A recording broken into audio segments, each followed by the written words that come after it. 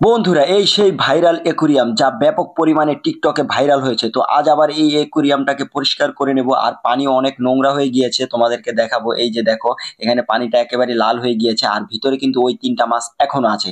তো এটাকে আস্তে আস্তে টেনে টেনে বের করে নিব, একা একাই, কষ্ট করে, কিচ্ছুই করার নাই। যেহেতু আমি একা আর আমার ক্যামেরাম্যান তো ক্যামেরা ধরে আছে, তো একটু একটু করে টেনে টেনে আমি এটাকে সামনের দিকে নিয়ে আসতেছি। তো একা যেহেতু দুই পাশে একটু একটু করে টেনে টেনে নিয়ে আসতেছি। আর যখন একটু সামনের দিকে চলে আসবে তখন একটু করে ঢাল করে ফেলবে, যে আস্তে আস্তে করে যাতে না ভাঙে। খুব সাবধানে আমি এটাকে ঢাল করে নিতেছি, কারণ নিচে কোনো ককশিট নাই। এই ককশিট গুলো ফেলে দেওয়া হয়েছে, মানে পচে গেছে, নষ্ট হয়ে গেছে। তো আস্তে আস্তে আমি, মানে খুব রিক্সি ব্যাপার, বুঝে নিত। তো আস্তে আস্তে করে আমি পানিটাকে একবারে সাই করে বের করে নিচ্ছি। আমার পুরো অ্যাকুরিয়ামটা থেকে পানি সাই করে বের হয়ে গেছে। আর মাছগুলো দেখেন কিভাবে দৌড়াদৌড়ি করতেছে একেবারে। মানে ৩টা মাছ এখন জীবিত আছে। হ্যাঁ, এই ৩টা মাছ নিয়েই তো মনে করেন যে আমার এই অ্যাকুরিয়ামটার ব্লগ আমি করছিলাম।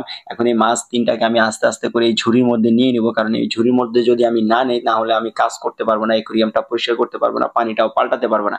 তো আস্তে আস্তে করে মাছগুলোকে টানতেছি, মাছগুলো দৌড় দিয়ে ভিতরে চলে যাচ্ছে, টানতেছি আবার দৌড় দিয়ে ভিতরে চলে যাচ্ছে।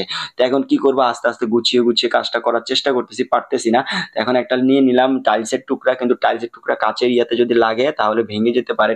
কাচের ইয়া যেহেতু মোটা আছে তারপরে বলা যায় না।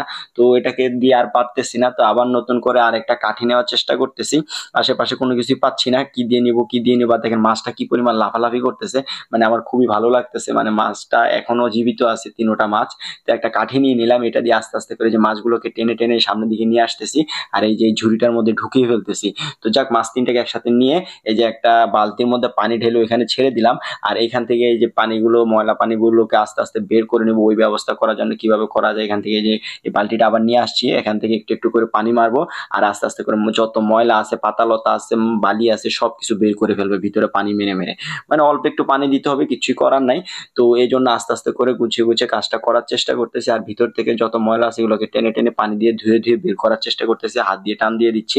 কারণ এই পানিগুলোর মধ্যে যদি ময়লা থেকে যায় বা কোনো কিছু থেকে যায় তাহলে আবার তাড়াতাড়ি নোংরা হয়ে যাবে। তো এই জন্য পুরাটাকে একেবারে ভিতর থেকে পরিষ্কার করতেছি, বাইরে থেকে খুব একটা পরিষ্কার করার আমার দরকার নেই, কারণ একটু পর পর বৃষ্টি হয়, কয়দিন পর পরেই। তো যেহেতু বৃষ্টি হয় তো বাইরের এই জিনিসগুলোকে আর পরিষ্কার করবো না, ভিতরটাকে খুব সুন্দরভাবে পরিষ্কার করে নিয়েছি। এখন আস্তে করে আবার আগের জায়গায় এই অ্যাকুরিয়ামটাকে ফিরিয়ে দিতেছি।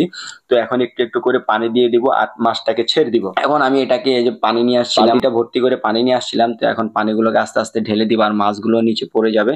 তো এই যে মাছগুলো নিচে পড়ে গেছে, তো এখন চলে যাবো। আর একটু পানি দিতে হবে, কারণ অল্প একটু পানি দিলে তো এদের হবে না। এদেরকে না হলে ১ বিল্লাসের মতো পানি দিলে মোটামুটি এরা এখানে দৌড়াদৌড়ি করতে পারবে, ঘুরতে পারবে, চলতে পারবে, ফিরতে পারবে। তো এই জন্য চিন্তা করলাম যে পানিও আরো নিয়ে আসি।